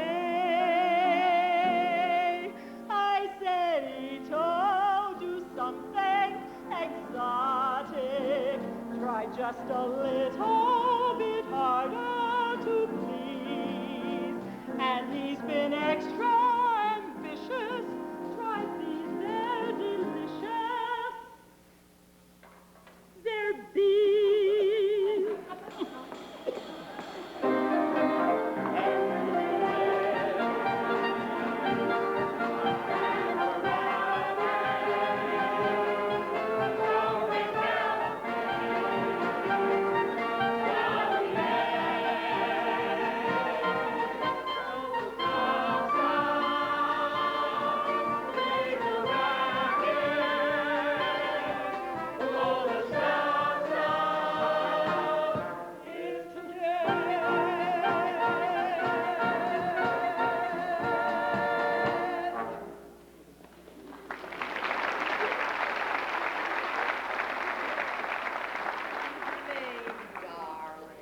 Claude, that stage star, what's her name? I won't try to introduce everyone, but I would like you to meet my dearest friend, Vera Charles, and the celebrated publisher, M. Lindsay Woolsey. Miss Charles, I've simply got to tell you how I adored you in Reflected Glory. Did you, dear? Uh-huh. That was Tallulah Bankhead. Vera here is merely a baritone. Could I persuade you to have a drink, darling? Well, maybe just a tiny trickle. But nothing with rum. I've just been to the most god-awful cocktail party, where all they served were daiquiris, made with honey. Yes. Pegeen, can you manage all right? Well, I need 3 hands. Patrick, Be a darling and lend her one of yours, will you?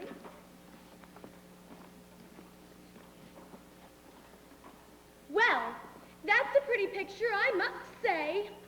Isn't it, though? Ladies and gentlemen, I'd like to propose a toast.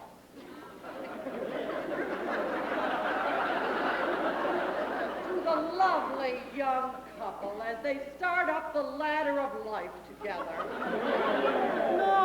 No, Auntie Vera. This isn't Gloria. That's Gloria. Oh. Well, I'd like to propose a toast anyway. What do you say, Mrs. Upjohn? Agnes, I thought I told you to stay in your room. Then you also told me I just had to take my calcium pills, and they're still in the kitchen. Of course. Is that a member of the family? Damned if I know. Well, she must be a member of someone's family. Everyone, I'd like you to meet my secretary. She's a little bit, well, she's not quite herself at the moment. No, we understand about these women's things. What's your name, dear? Gooch. Well, Mrs. Gooch, you come right over here and sit beside me. What does Mr. Gooch do? Oh, my father passed on. No, dear. I mean your husband. I'm a bachelor girl, and my baby's gonna be a little... Hold it. There's young people in here. Claude, as soon as we get him away from that aunt, everything's going to be fine. You see, my aunt's so big-hearted. Whenever anybody's in trouble, she just has to come to the rescue. Oh, I'm the one that was rescued. Agnes here led me into a whole new project. Do you have any idea how many young girls there are every year who find themselves expecting all by themselves? Oh, Mame, how theatrical of you. Finding a haven for all those fallen angels here in Beekman Place. No, this is much too big for Beekman Place. Mame has bought a piece of property up in Mountebank. Mountebank? What's that about Mountebank? You building a place up in our neck of the woods, Mamie? The Beauregard Burnside Memorial Home for Single Mothers. Won't it be lovely? Hundreds of girls romping in that dandelion patch. Are you ready, Doris? I've been ready for quite a while. Come along, Glory. We have a long way to go.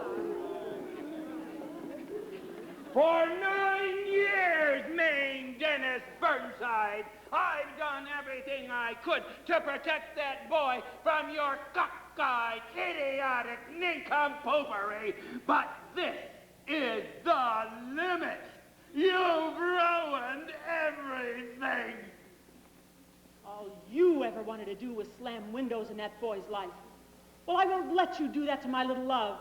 No, he's not little anymore. And he's not mine.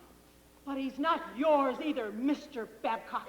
And I doubt if he's going to let himself be married off to that head full of hair with the IQ of a flashlight battery.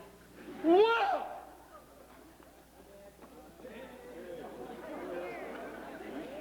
Did you plan all this, Mame?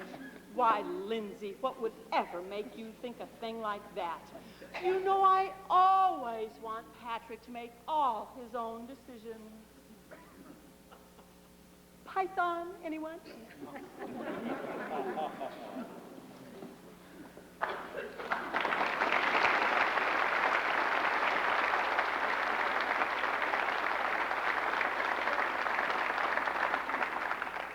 Thank you, Moon Lady. And if someday another girl comes along, it won't take her long to see that I'll still be found, just hanging around.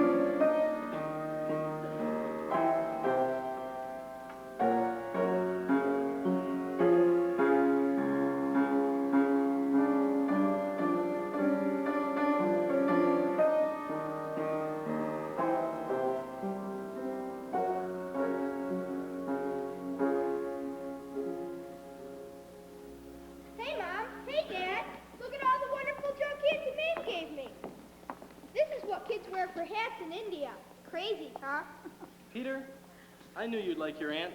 She's your great Aunt Peter. She sure is. She's the greatest auntie guy ever had. Boy, she knows a lot of things I bet you don't even know, Dad. Are we going to let her spoil our son the way she spoiled you? If she hadn't spoiled me, Pagine, I'd be living in Mountebank, and you'd be a bachelor girl. Peter, salam to your mother like Auntie Mame just taught you. Oh, very good, Sahib. Why are you rushing away, Auntie Mame? Oh, Belle, there was a pair, carry on, darling. Peter, in Hindi that means the water oxen are waiting at the gate.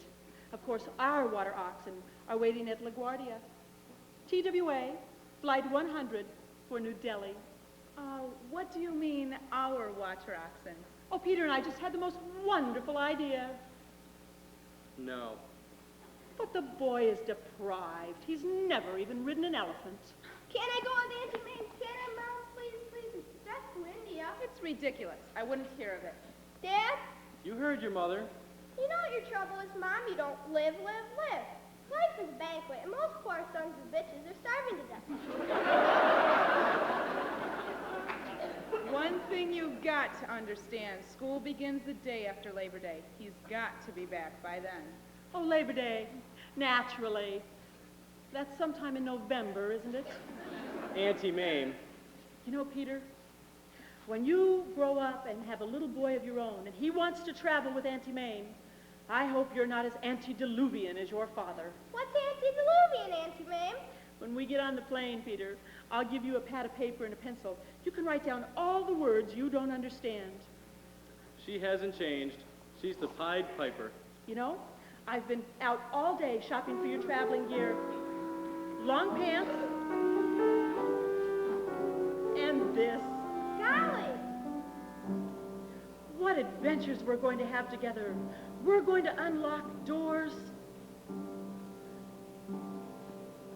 Open a new window, open a new door, travel a new